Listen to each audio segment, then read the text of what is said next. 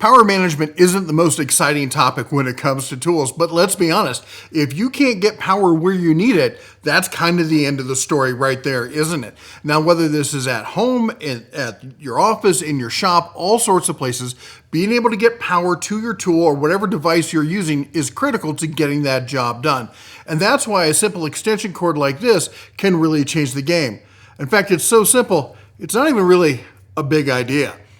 I'll tell you what, these things have become crucial to a lot of the stuff that I do, either it's in the studio, at the shop, at home, all sorts of places, because you know what? Things like this are a real pain in the backside, because when you go to plug them in your power strip, they take up usually 3 different spots because they're so big, they go over to one side, and heaven forbid if you got a power strip where it's sideways, because now you're taking up all the slots, and you're losing space, you're losing ability to get the power that you need, and you're going, oh, what can I unplug here? If I unplug this, it's going to turn that off. With this, that changes the game, because this plugs into that, which plugs into your power strip. Now you have a standard plug, go into your power strip, and you can manage everything. And you know what? These things are ridiculously cheap for the solution that they provide. Now let me show you the power strip that my favorite power strip is this one right here. It's by Greenbox Innovations. I like it because I like the power management that it offers. Every single port on this power strip is 15 amps, and every single one of it has its own power switch. So I can turn things off. Basically, I'm not just leaving everything on. You know, that's how fires start. I see all these posts every year about someone's garage burned down because they were leaving something plugged in. It decided to randomly spark, and now everything's gone. I can turn off the whole strip, or I can turn off individual items, and I can turn them off one by one, which makes it really nice. And then also on the end, those yellow parts, they flip up. Let me zoom in on it.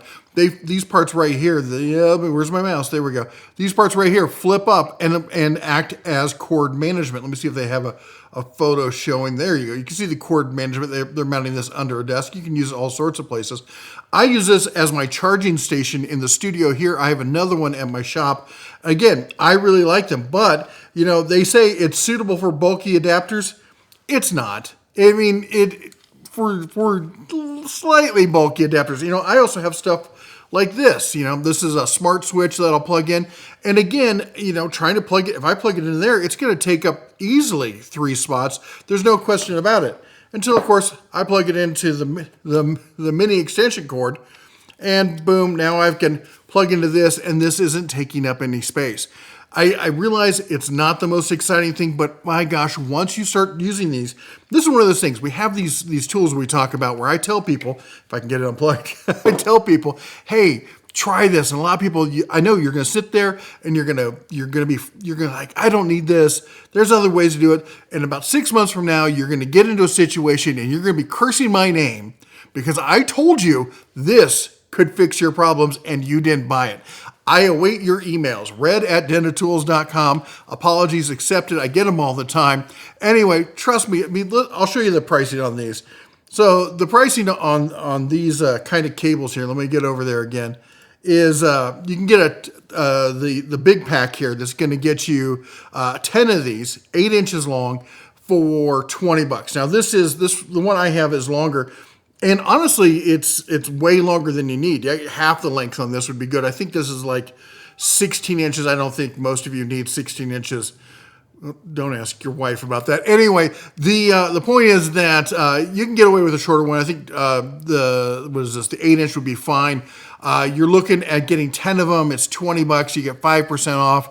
That's going to knock another $1 off of that, or $2 off of that. And then if you don't even need that many, you can get the 4-pack if you want to just trickle in there at $10. And these are, again, 8 inches long on these. This is the same brand, same ones, same company I ordered from. I guess maybe they decided they didn't need the longer ones either. The reality, and also the gauge. I know a lot of you are going to be like, hey, the gauge on this is really low.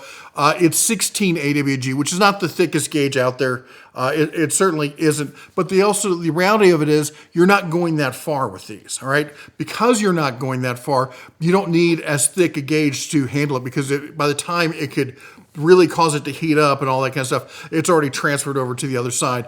It's one of the things you have to think about with extension cords is not just the amount of power going through it, but how far it's going. Now, I wouldn't use this on an extension cord to extend it even further, that would probably be a big no-no. But if you're just taking it from there to the wall or there to a power strip, you'll probably be okay.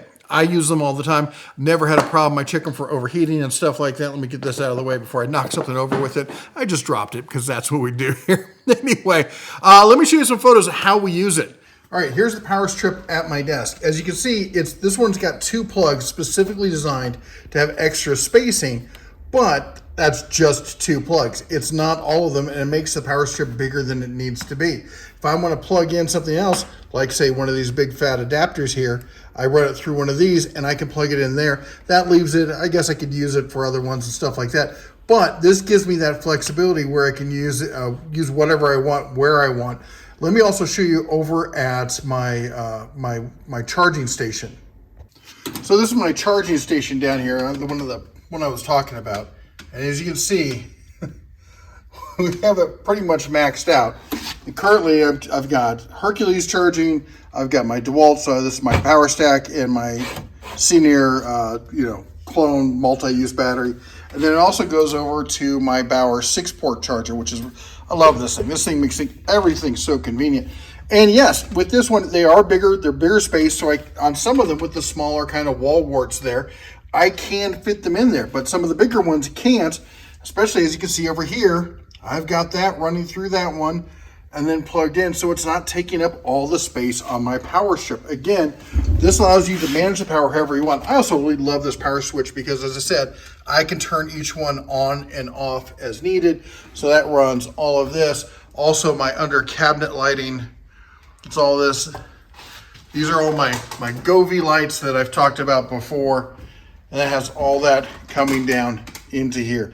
Yes, my cable management is abysmal, but I don't normally have a light down here, and it normally, is like that, so you can't really see it. All right, as you can see, I've got a bunch of battery chargers plugged in and stuff like that, and I highly, highly, highly recommend that you don't leave any brand's battery chargers going overnight. Lots of people do. I've certainly done it before, but that is one of the leading causes of garage fires are chargers that are left in overnight. And no, it's not like some off-brand, never heard of before, company that causes. It's very often very major brands. It's Milwaukee's, it's DeWalt's, it's Bosch's.